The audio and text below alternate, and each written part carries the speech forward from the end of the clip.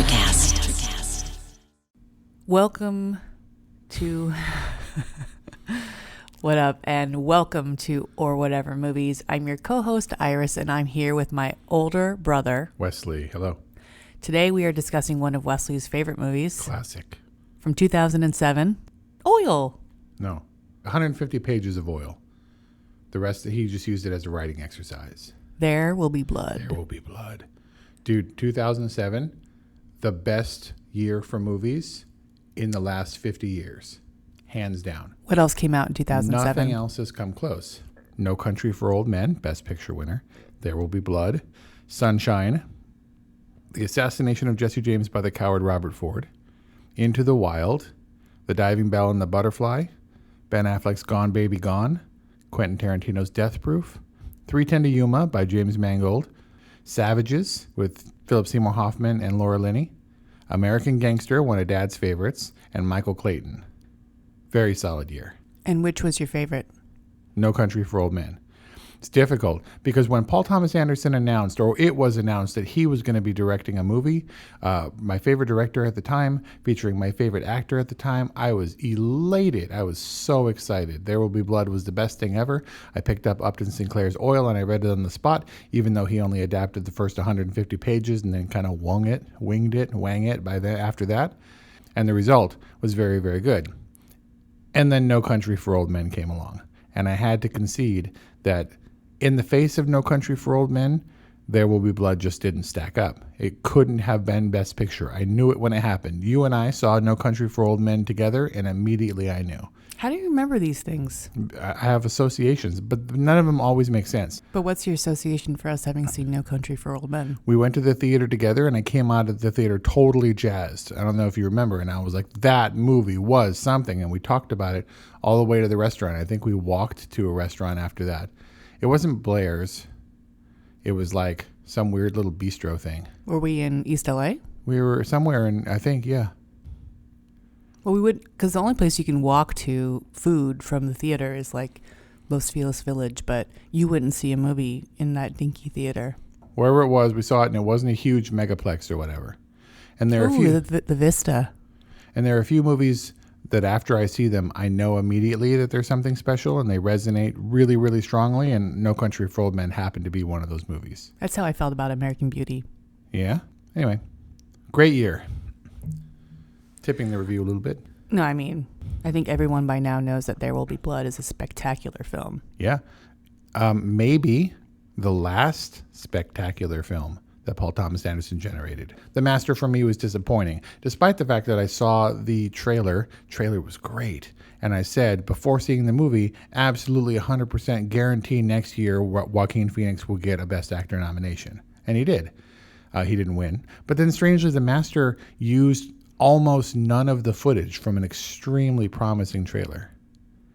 And then he did the Stoner movie. Then he did Inherent Vice, also forgettable. And then since he has done Phantom Thread. But I think there was another one in between. Phantom Thread was beautiful. Phantom Thread was beautiful and forgettable. Daniel Day-Lewis's performance was not forgettable. I kind of didn't have anything to latch onto. I wonder if my love for movies, certain movies, has a particular toehold or a foothold or whatever that I can point to and say that this was why. I think across the board, There Will Be Blood, he didn't really change a lot tonally. He spoke to people and tried to be more civil and slightly softer, but I think he was pretty much the same character throughout, at least under the surface, right? In There Will Be Blood? I don't know that there was a tremendous arc for Daniel Plainview. Oh, I see. But so you can kind of point to that seething undercurrent of disdain and hate for that whole movie. Phantom Thread was much harder to figure out, and it was more nuanced, and so I can't latch onto it and say that it was a great performance. I loved watching him, but in the face of There Will Be Blood for that collaboration, Phantom Thread just didn't live up for me. I mean, it's just different. It's a little apples and oranges. Does it stand as iconic as There Will Be Blood does? Upon rewatching There Will Be Blood, I'd have to say no, but I think that there was something really refined and finessed about his performance. And then I'm always struck by when I see Daniel Day-Lewis as himself if there is such a thing, how different he is from his characters. Yeah, very soft spoken. Yeah. You would almost think that he holds that in such reserve. You don't. Where does he channel those other things from? Right. Right. Which is the act. Right. So we watched the Oscar acceptance speech because I told Kelly after watching There Will Be Blood again, there were a few things in life that I would have bet the farm on. One was that Parasite was going to win Best Foreign Film. I didn't think it was going to win Best Picture. Two, that Martin Scorsese was going to win Best Director as a legacy kind of homage after for The Departed. And three, that Daniel Day-Lewis was going to win Best Actor for There Will Be Blood. In a runaway field of superb movies for that year, he still stood out beyond a shadow of a doubt. That rhymes. Dude, you're like, what do they call those? Slam poet? But when I saw Phantom Thread, I was like, oh, that's Daniel Day-Lewis. And then I saw Daniel Day-Lewis's acceptance speech for Phantom Thread, and I was like, no, that's Daniel Day-Lewis. Like, I thought that the soft, refined character that he played in Phantom Thread was actually kind of who he was, but it's not. He's like a chameleon. So what is the hallmark of a good actor? I mean, I think we all know what Meryl Streep sounds and acts like, and we can see some of that bleed through in some of her less extreme performances, right? But you're right. I don't have a sense. If Daniel Day-Lewis walked into a room and he talked funny, I would be suspicious. Like, I wouldn't know for sure if it was really him. Kind of hard to pin down. Yeah. I mean, he seems like a very gentle man. And then in There Will Be Blood, there was one scene where I was like, it's the one where he is telling Paul that if Paul was lying to them, that he was going to like come get him, basically. Come get him and take back more than his money. Yeah. And when he says it, I was like, oh my God, like I was terrified. Yeah. He's pretty menacing from the outset, right? And he can be magnanimous and he can be pleasant when he's with other people, but you never really got to. It was like Jack Nicholson in The Shining, and Stephen King's qualm was that Jack Nicholson is never too far from crazy. He starts crazy. Yeah, and Daniel Day-Lewis, while he doesn't start crazy, you definitely see it in his face. And that's a testament, I think, to his ability, because he doesn't have like resting bitch face or anything. Right? Right. He's a normal, pleasant enough looking guy, but consistently you come under the intense scrutiny of Daniel Plainview, and it's pretty apparent that he's a formidable person. Right. Yeah, well, to close the loop on P.T. Anderson's oeuvre, is There Will Be Blood your favorite P.T. Anderson movie? No. P.T. Anderson and Daniel Day-Lewis together is a dream combination for me.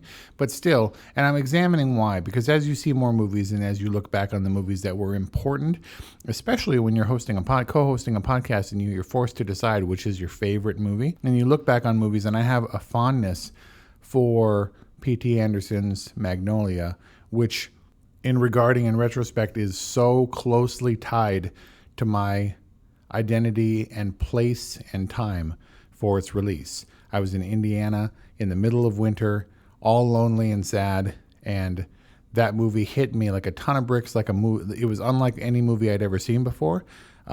Not to say that there weren't movies like it before, or it's been compared to arguably better movies, but it resonated so profoundly with me at the time that it stood out as one of my favorite movies. Very important to me in that I saw it in the theaters 7 times, trudging through the snow and across town to see it one bleak winter once upon a time. And then playing Amy Mann on repeat. I legitimately thought that my life would be more ordered and would make more sense when that movie was finally released on video. When I get my DVD copy of Magnolia, my life will be better. And so thankfully I can regard... He says with all sincerity. Yeah. And so thankfully I can regard movies a little bit more critically now. Can't profess my love in the face of obvious flaws and things. Still, I can talk about how technically a movie moves me and how just in spite of any of its flaws, I connect with it emotionally. Despite your very personal connection to Magnolia and my love for that film, I have to say that my favorite of P.T. Anderson's films is Boogie Nights. And also a great choice. And also, Philip Seymour Hoffman's performance, like 2-minute cameo performance in Hard 8 or Sydney, is almost enough to make that film like it's my second. Just him as the gambler in Hard 8? Mm-hmm. Okay.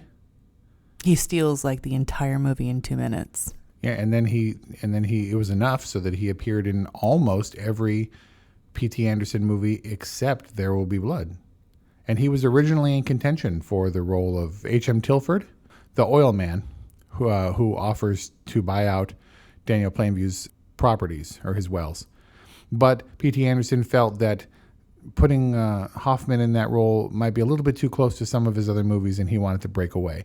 And There Will Be Blood was P.T. Anderson's Inglourious Bastards for Quentin Tarantino, right? He made a period movie that was entirely unlike any of the contemporary movies he had made in the past. And I think to great effect, but he wanted to move away from what he had done before, and unfortunately, Philip Seymour Hoffman fell by the wayside for this one. Mm-hmm. But he would have been good in this movie, right? He would have been good as H.M. Tilford. He has a classic sort of a look that would have translated well for early 20th century. Sure. He had that high society thing. I mean, he did it in the Clown movie with Robin Williams. The Clown movie?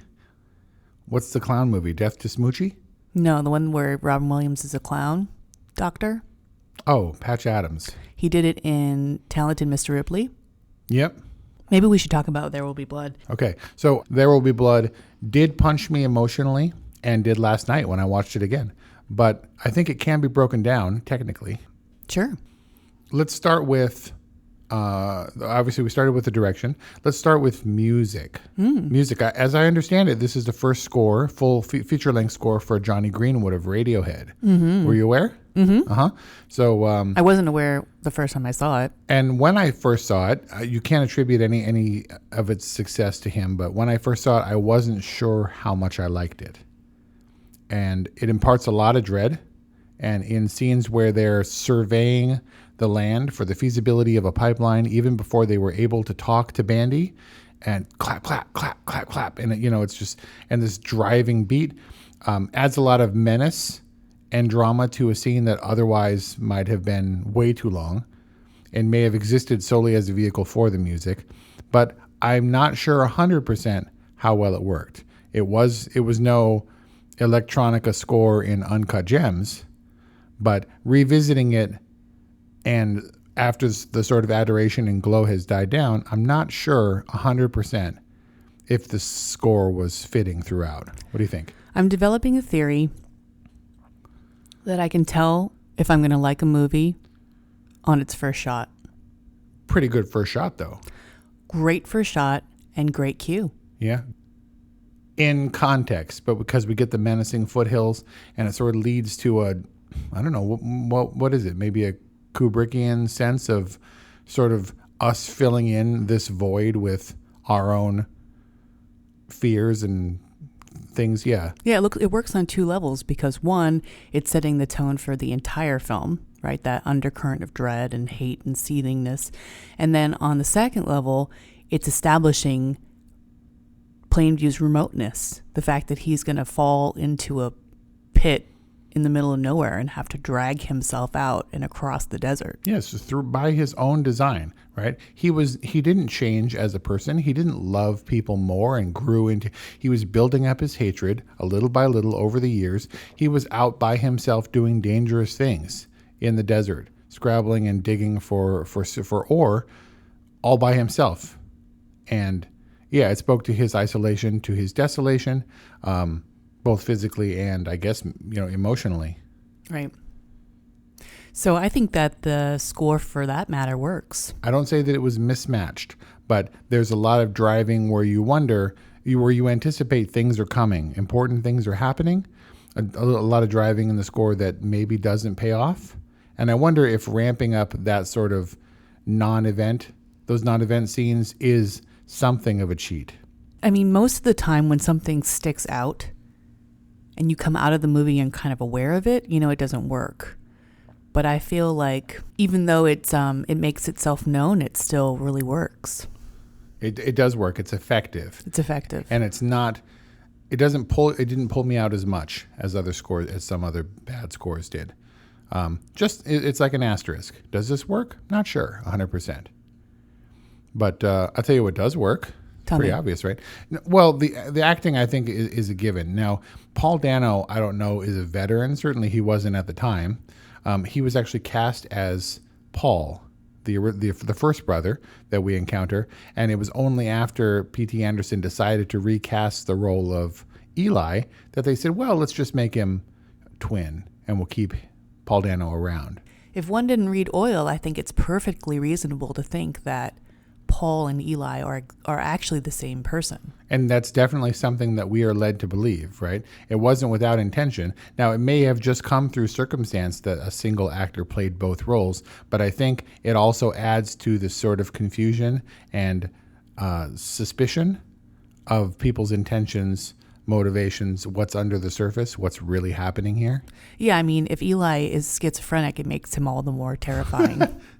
But then, of course, he alludes to his father about how he let Paul was smarter than he was and that sort of thing. So I think we right, but his father never establish. acknowledges Paul. It's true. But I think it would be too much of a stretch. It was already a very convenient leaving the audience wondering thing that was effective to a point. But then we at least have to concede that he was the same person. Not to say that Eli wasn't whacked out of his head. I have to think that that the actor, that Paul Dano and P.T. Anderson leaned into this idea that they could be the same person because Paul Dano really didn't try to differentiate his performance. I mean, when he introduces himself as Eli, he's acting like Paul. Yeah, well, they're twin and they're brothers from the same homestead. I think it was a fortuitous byproduct, but it wasn't much beyond that. I would like to hope so, because you can't really get, that might be a little bit too deep. So in talking about the acting, Daniel Day-Lewis obviously stands out in this role. And I think he steals a lot of the scenes, but I don't think that he was alone. He has to play against someone as strong as Eli. And I think Paul Dano, who wasn't really intended for that role to sustain throughout, did an admirable job. He was very young and a little bit squeaky, but that was who he was, and sort of deceptively childish, Lamb of God type. What are you trying to say? That he appears to be, he's a wolf in lamb's clothing? Who do you put up against Daniel Day-Lewis? Paul Dano was a risky choice. I think he did well, but you're also putting up actors like this kid Dylan Frazier, who wasn't an actor. He was a kid in a local school that someone spotted in Marfa, Texas, where they were filming, and then he spent the entirety of this movie acting against Daniel Day-Lewis. Kid was great. Yeah, kid was great. Just a school kid. And how do you make those decisions to put just a school kid and a relatively untested actor? You don't have a lot of options with kids. I mean, they're almost always going to be unproven. I don't know if that's the case. I'm working on a kids show right now where those kids are so meticulously chosen, and some of them have been groomed their entire lives. Yeah, but this is YouTube generation. We're talking 2007. All right, granted. You act like it's in the distant past. It's like 13 years ago. It feels like distant past. Can I give you my context for There Will Be Blood? Go. So you watched Magnolia, depressed in the winter. I watched There Will Be Blood. So I think I pulled an all-nighter. Yeah. So I pulled an all-nighter preparing my master's thesis, turned it in at like 10 in the morning, promptly went back to my studio apartment and put on There Will Be Blood. I put it on, ironically, for a sense of comfort. Yeah, I did that after a nasty breakup that same year with the assassination of Jesse James. Really? I bought it on DVD, watched it 3 times in a row. Not an upper, that back movie. Back to back? Back to back to back. In your old room at mom's house, curtains drawn. One day, 3 times, and that's not a short movie. It's weird what we turn to for catharsis, right? Right. Is it like, well, at least we're not as bad as these people? I know. But shameless self-promotion there. Yes, my sister has a master's degree. As you will recall, that very last night, I was also up with you all night, more or less. That last night? I don't know. One of those nights. There was one night where I was definitely with you that night, because you were trying to spread it out on the floor and you were panicked because you had to turn it in like 6 hours and it all stopped making sense to you. Oh, yeah, that makes sense. But you were there out of like guilt and obligation because I helped you through, what was it, finals or something? No, that was afterwards. Oh, really? Yeah, because I went back to school at the same time that you started your master's program, and you were done within 2 years and it took me 4. Oh. A little less than 4, 3.5. My shameless self-promotion. But you're right. I was just there to make the coffee. I didn't help or do anything. Daniel Day-Lewis is great. All the actors were great, at least enough to hold their own. Anybody stick out to you as not doing their job? No. No. I mean, even the brother, who's supposed to be all weak and like, he's kind of feeble, and the faux brother. Even his performance, I felt like, was great in contrast to Daniel Plainview's character. I agree. Again, there was a lot coming into this movie that we were unsure of. What the relationship, what the real story was between Eli and Paul, who were the same person, dressed the same, looked the same, sounded the same. The question of whether or not, how it is that Daniel, of all people, came to care for this kid when there are lots of other people around that derrick, or whatever we're calling the original oil well. You would seem like he'd be the last person who would want to take on the kid, except for the fact that he needed a pretty face to sell to help him buy land or whatever. But when Henry shows up, obviously you're immediately skeptical. Daniel Plainview's intensely rich, very private, antisocial, and then this guy shows up and he's supposed to be embraced. Now, to Henry's credit, he didn't want anything, and I sincerely believe he didn't want anything. I think he just saw an opportunity, not for riches, but to inhabit the role of somebody who could get close to somebody powerful in a way that he could sustain himself. He just wanted to work. I don't think that he ever intended to rob him or anything, but still, our skepticism kind of filled in those blanks. And so I think we were always a little bit worried about him. And I think that he played it pretty straight across the board in terms of being able to allay our fears or whatever. He wasn't a menacing person. And even his deception was, I think, innocent enough, but it was basically a switch that flipped in Plainview's mind, right? You're my brother. I'm going to let you in on the horrible things I feel about the world. When you're not my brother, you're on the other side of that fence really, really quick, and it's cold, and I'm going to shoot you in the head. Right? Yes, I agree. Everybody did a great job acting. I kind of came away from this viewing thinking that There Will Be Blood is kind of a perfect movie. It's almost a perfect movie, yeah. I in particular, not just the acting and stuff that we can hold on to technically, but the way it looked also was great. I think that nobody was shiny in this movie. It was pretty grungy. Everybody was down in the dirt. And even in the best of circumstances where people are flourishing and they're rich, they're still out in the dirt. And everything looked picture perfect to me. And maybe deceptively small in scale. You get some lumber and you build a derrick, but they also set that bitch on fire into the night. Right. Brian was like, he got all into this like romantic American notion where he was like, that's what it was like back then. You rolled up your sleeves and you did something, and if you worked real hard, you could become a success. He like totally bought into like frontier American dream. Yeah, I have to say that holds some appeal to me too. Maybe it's a dude thing. But even HM, after the fact, said that he, because of what his dad or faux dad or whatever taught him, that he needed to get back out there, that he loved being in the fields and working with his hands. And this was the kid that more or less grew up in total privilege, right? Right. Once Plainview was fabulously wealthy, still he wanted to break away from his dad and be out in nature. So speaking of, that leads me to my one complaint about this film, and that is the transition from HW kid to HW adult. Right? There was no way to ease us into that transition. We have completely different actors, two vastly different ages, and a different, at least in terms of his, two different states of Daniel Plainview.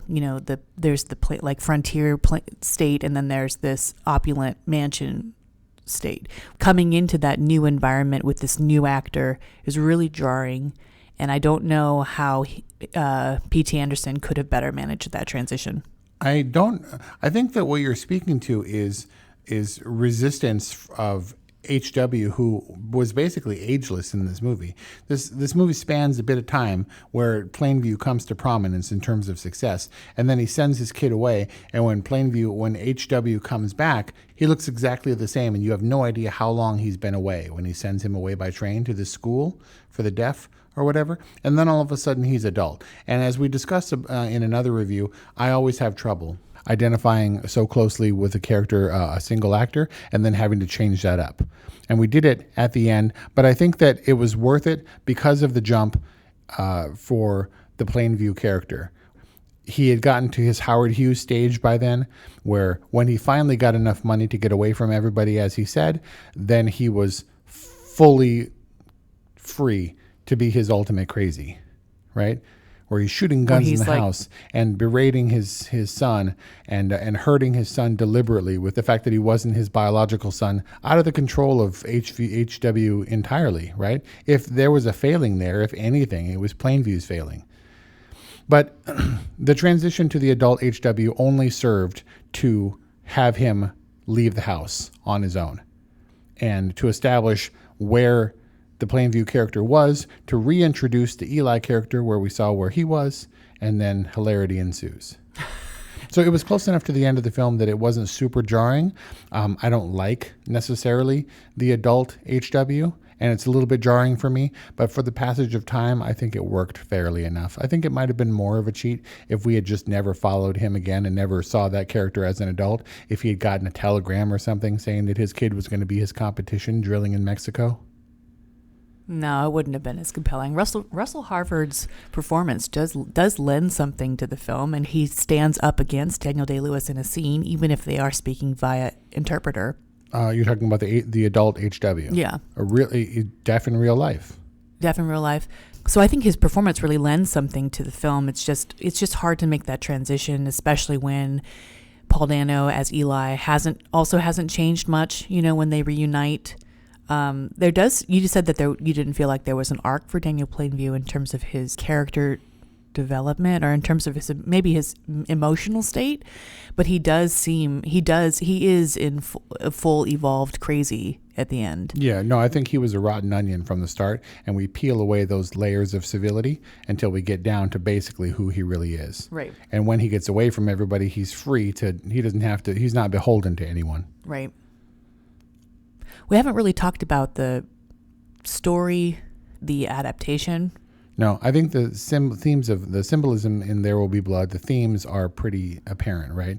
Oil for blood, the hard scrabble, fierce competition and strategies of securing land, one-upping the oil companies who he views as kind of all the ills of society, having to live by his wits and his wits alone.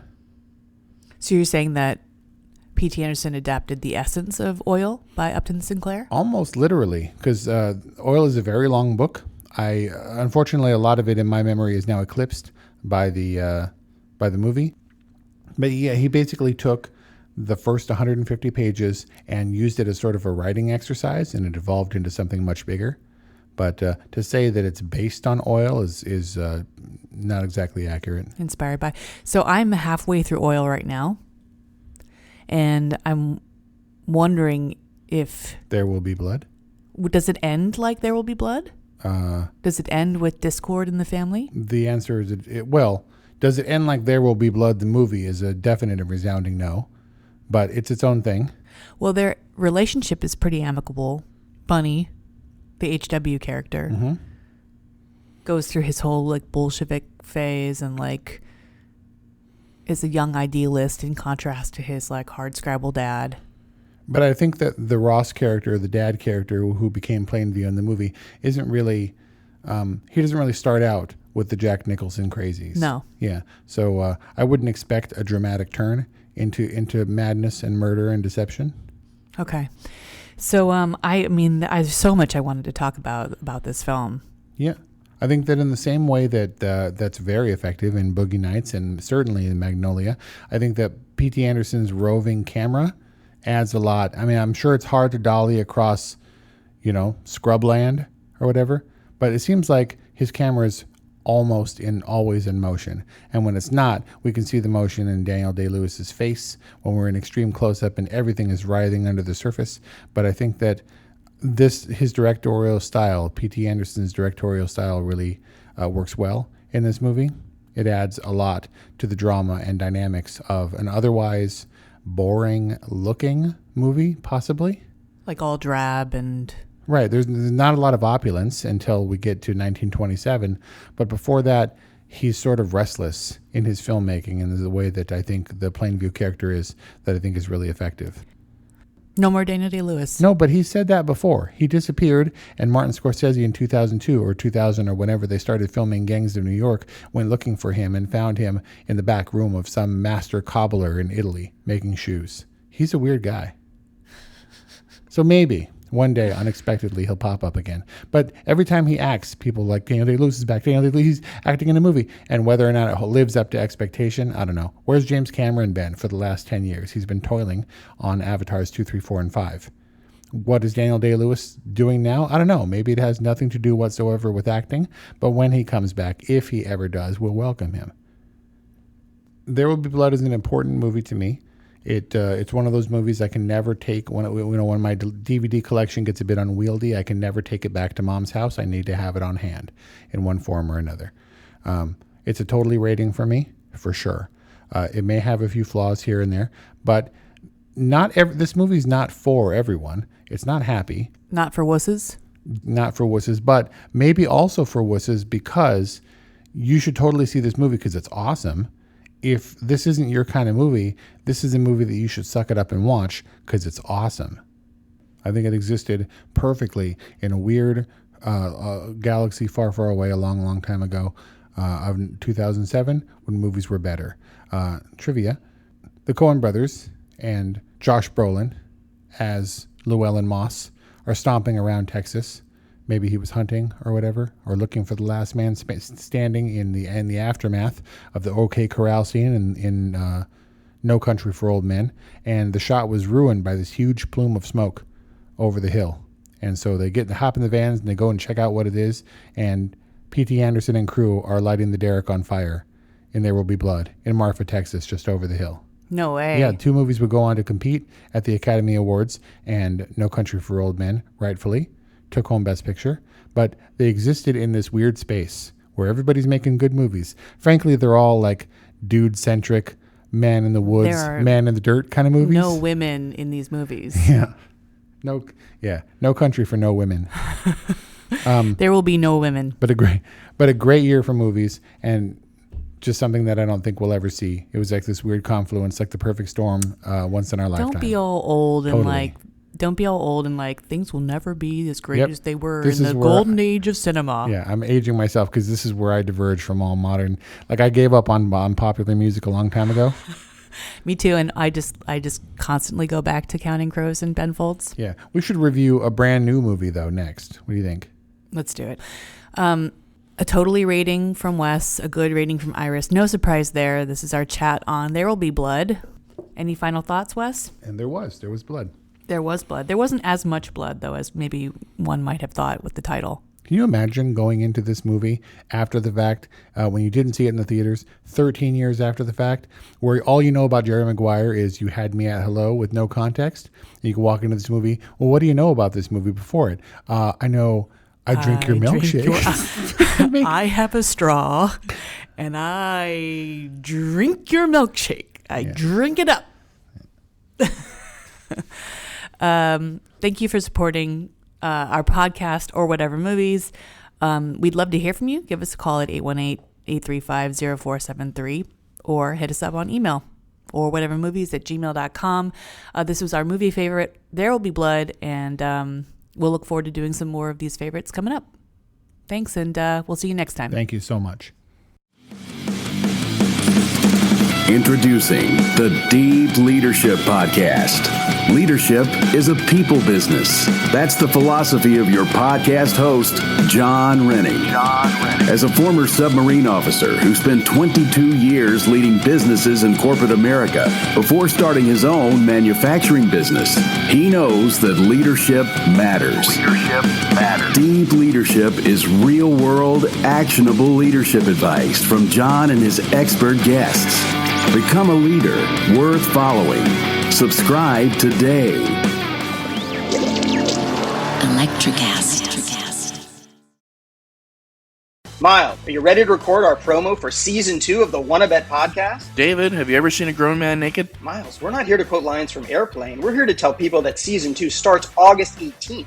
But I like Airplane. I know you do, but Wanna Bet is a sports betting podcast. Each week we bet $1,000 on the NFL teams and games that we love. Well, that sounds like fun. It is fun. And last year you picked over 60% of your games correctly. How'd you do? We're not talking about that. We are telling people that they can find us every Friday. So no more movie quotes. Roger.